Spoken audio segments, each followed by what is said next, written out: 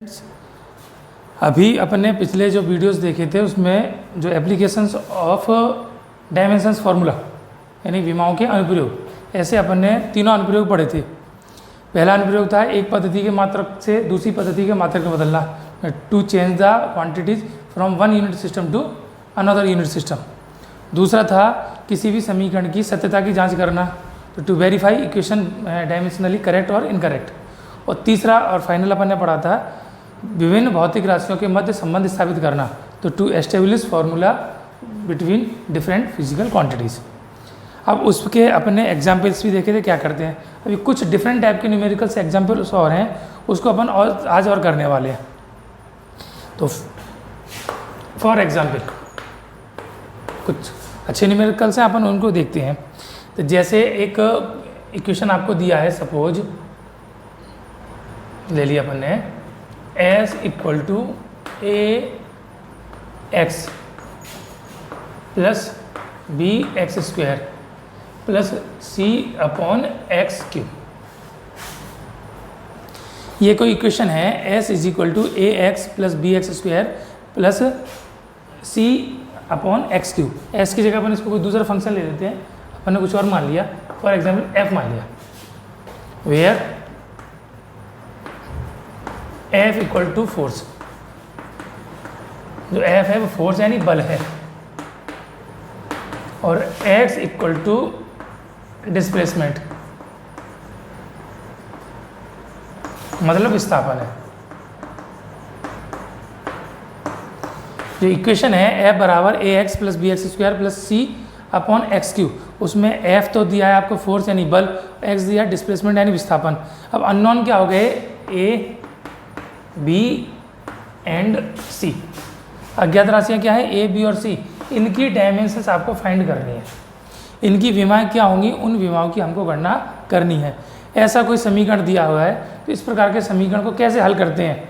तो एक बार इसमें से x y जो x और f की मान तो हमको दिए हैं, A B C अननोन है, उनकी विमाएँ ज्ञात करेंगे। तो विमाएँ कैसे ज्ञात करेंगे एक बार समझेंगे। तो सॉल्यूशन समझिए, क्या है solution.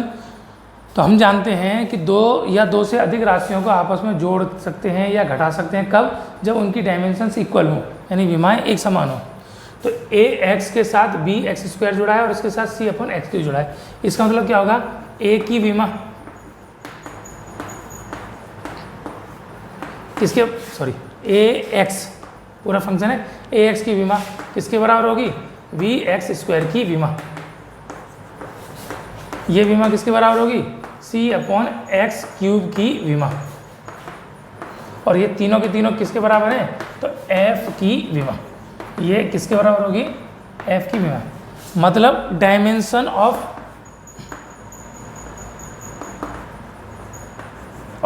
A X is equal to dimensions of B X square is equal to dimensions of c upon X cube is equal to dimensions of f।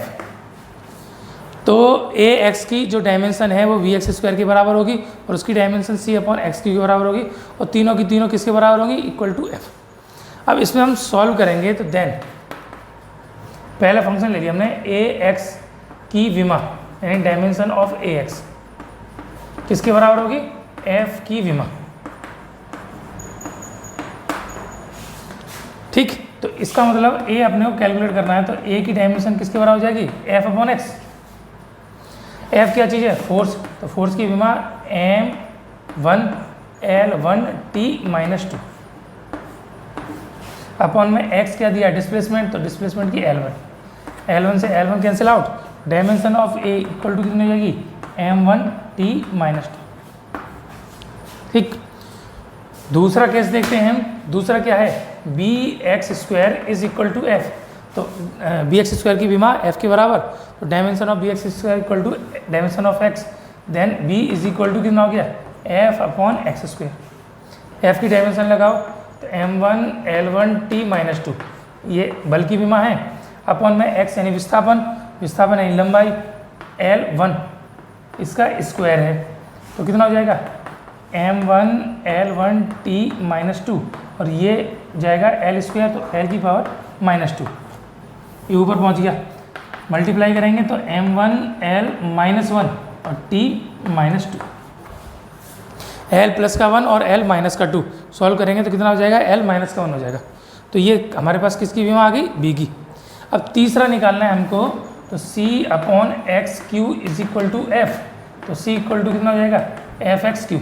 तो c की विमा, फोर्स की विमा मल्टीप्लाई x³, इसकी dimension इसके product के बराबर होगी m1 l1 t -2 और ये l1 की पावर 3, तो m1 l1 t -2 ये हो गया l³ +3 +1 तो कितना हो जाएगा, +4, तो m1 l +4 और t -2।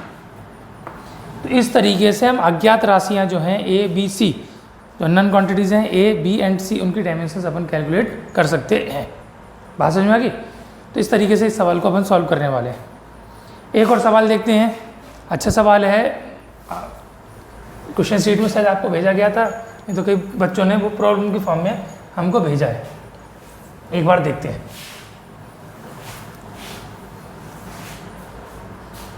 एक होता है वांडर वाल्स नाम के एक वैज्ञानिक थे, उन्होंने एक समीकरण दिया था, गैस समीकरण। क्या था, P + a/v² × v - b = RT। P + a/v² × v - b = RT, जहाँ वेयर P क्या चीज़ है, प्रेशर यानी दाब, V है वॉल्यूम यानी आयतन,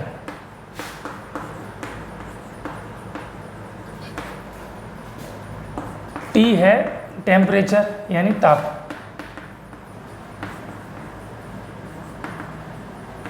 और R है गैस नियतांक।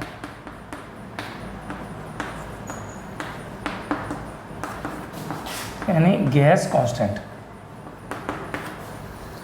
इसमें A और B जो हैं वो अननोन हैं, उनकी डायमेंशन आपको कैलकुलेट करनी है। तो अज्ञात राशि A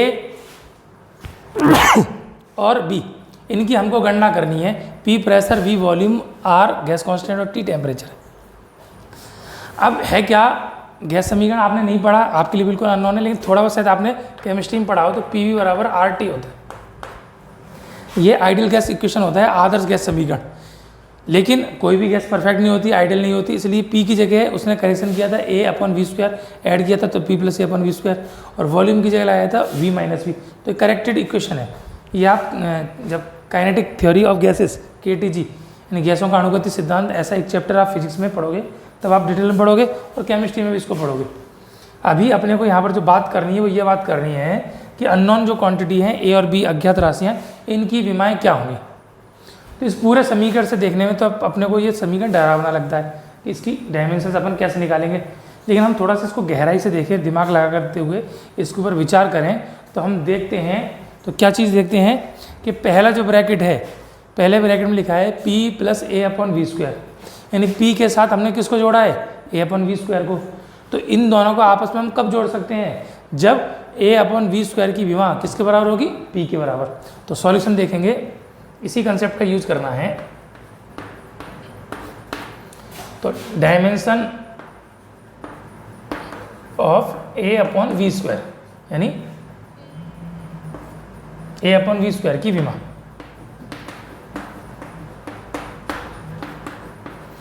बराबर होगी किसके, डायमेंशंस ऑफ P यानी P की विमा के बराबर। ये दोनों आपस में ऐड हो रहे हैं, तो कब ऐड होंगे, जब इनकी डायमेंशंस कैसी होंगी, इक्वल होंगी। डायमेंशन इक्वल होंगी, इसका मतलब a/v² = P। तो A की कितनी हो जाएगी, P × v²। P दाब है और V आयतन है। तो देखिए P की विमा आपको निकलवाई है, नहीं तो आपको जो नोट्स भेजेंगे उसमें है, यानी प्रेशर की विमा। प्रेशर क्या होता है, फोर्स अपॉन एरिया, बल बटे क्षेत्रफल। तो m1 L1t-2 upon L square, तो M1L-1t-2। ये तो डायमेंशन होती है प्रेशर की, और वॉल्यूम की होती है आयतन की L3, उसका भी क्या किया है स्क्वायर। तो क्या हो जाएगा A is equal to M1L-1 और t-2, और ये हो जाएगा L⁻⁶। गुणा करते हैं तो पावर्स आपस में ऐड होती हैं, तो M1L1 प्लस 1 माइनस का है और 6 प्लस का, तो 6 - 1 हो गया, और t-2, 6 में से 1 गया तो 5 बचे, तो A की जो विमा है वो कितनी आ जाएगी M1L⁵ और t⁻²। ये किसकी डायमेंशन हो गई A की। तो पहला मान हमने A का निकाल लिया। दूसरा अब हमको निकालना है इसमें नियतांक B का। तो B को हमने क्या देखा दूसरे ब्रैकेट में वॉल्यूम माइनस B, तो वॉल्यूम और B आपस में सबट्रैक्ट हो रहे हैं यानी घट रहे हैं, तो जोड़ भी तभी पॉसिबल है और घटाना भी तभी पॉसिबल है जब इसकी डायमेंशन इसके बराबर, इसकी डायमेंशन इसके बराबर है। तो अब क्या हो जाएगा, इसको देखते हैं हम। तो डायमेंशन ऑफ B यानी B की विमा बराबर होगी dimension of dimension of volume.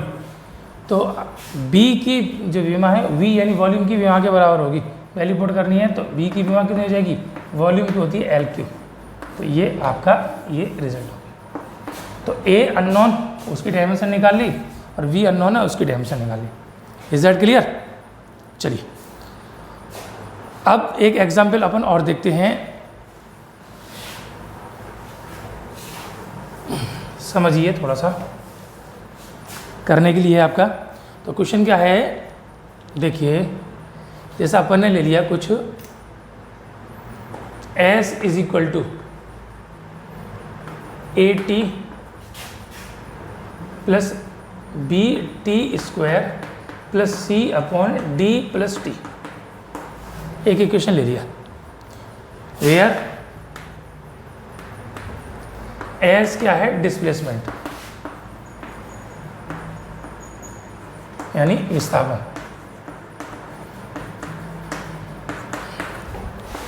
T है टाइम यानी समय,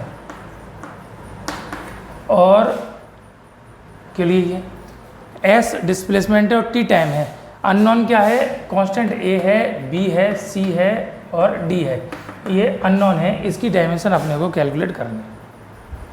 ठीक है, मेथड वही है कि दो फिजिकल क्वांटिटी तभी और केवल तभी ऐड कर सकते हैं जब उनकी डायमेंशन कैसी हो, इक्वल हो, या सब्ट्रैक्ट तब कर सकते हैं जब डायमेंशन इक्वल हो। विमाएँ बराबर हैं तो जोड़ोगे, विमाएँ बराबर तभी घटाओगे, जोड़ और बाकी केवल और केवल तभी संभव है जब उनकी विमाएँ बराबर हो। तो इसमें हम देखते हैं कि AT के साथ BT² जुड़ रहा है और इसके साथ C/D+T जुड़ रहा है। तो इसमें अगर हम विचार करें तो C के बटे में जो राशि है D+T, तो D और T आपस में जुड़ रहे हैं, तो सबसे पहले हम आइडेंटिफाई करेंगे तो किसको करेंगे, D और T को। तो D के साथ क्या जोड़ा है, D+T। तो ये कब जोड़े जा सकते हैं, कब पॉसिबल है, जब दोनों की डायमेंशन कैसी हो, इक्वल हो, विमाएँ बराबर है तभी जोड़ सकते हैं। तो सॉल्यूशन में हम देखेंगे dimension of D is equal to dimensions of T। तो D की जो विमा है वो किसके बराबर होगी, T की विमा के बराबर। T का मतलब टाइम, तो D की विमा कितनी आ गई, T1। तो सबसे पहले हमने किसकी विमा निकाली, D की। उसके बाद देखते हैं तो AT is equal to S, AT की विमा किसके बराबर होगी, S के। तो A बराबर कितना हो जाएगा, S/T। S विस्थापन तो L1 और T टाइम तो T1। ये ऊपर पहुंचा तो L1 प्लस का T1 माइनस का। ठीक है, दूसरा B वाला फंक्शन देखते हैं हम। तो B वाले फंक्शन में हम देखते हैं तो BT² आ रहा है, क्या हो जाएगा, देखिए क्या हो जाएगा, BT² की जो डायमेंशन है वो किसके बराबर होगी, S के बराबर। तो B बराबर कितना हो जाएगा, S/T², S की L1 और ये T⁻², ये ऊपर पहुंचा तो L1T-2, ये डायमेंशन आ गई B की। तो A की हमारे पास आ गई, D की आ गई और B की आ गई। अब अननोन बचा C। अब C में देखना ध्यान से, C/D+T है, किसके बराबर है, S के बराबर। अब ये दोनों तो एक जैसी क्वांटिटी है, जो टाइम की विमा थी वही डी की विमा होगी, तो दोनों एक जैसी हो गई। तो इसकी जगह हम पूरा क्या लगाएंगे, केवल टी लगाएंगे। डायमेंशन किसकी लगाएंगे, टी की।